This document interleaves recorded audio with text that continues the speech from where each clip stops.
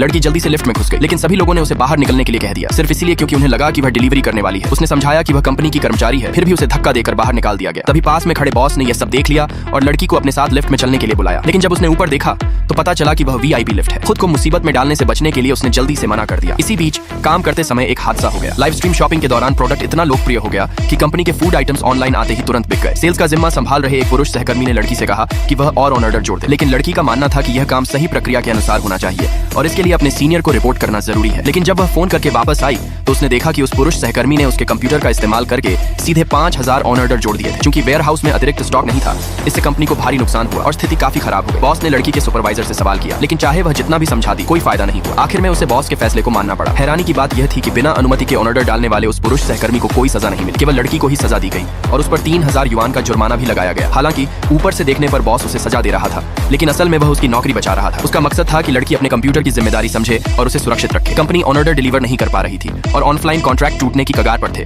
जिससे बॉस बहुत गुस्से में था। अपनी गलती सुधारने के लिए लड़की ने एक नया उपाय सोचा। उसने सुझाव दिया कि जिन प्रोडक्ट्स का स्टॉक कम है उन्हें प्रीसेल वाउचर के रूप में बेचा जाए, यानी हंगर मार्केटिंग की तरह। लेकिन जैसे ही उसने अपनी बात खत्म की, उसके सुपरवाइजर ने इसका विरोध किया और कहा कि यह ग्राहकों को धोखा देना है। लेकिन अगले ही पल बॉस को यह आइडिया पसंद आया और उसने इसका समर्थन भी किया। कुछ समय बाद लड़की की इस योजना ने न केवल कंपनी के नुकसान की भरपाई कर दी, बल्कि मुनाफा भी कमाया और जल्द ही उसे प्रमोशन भी मिल गया।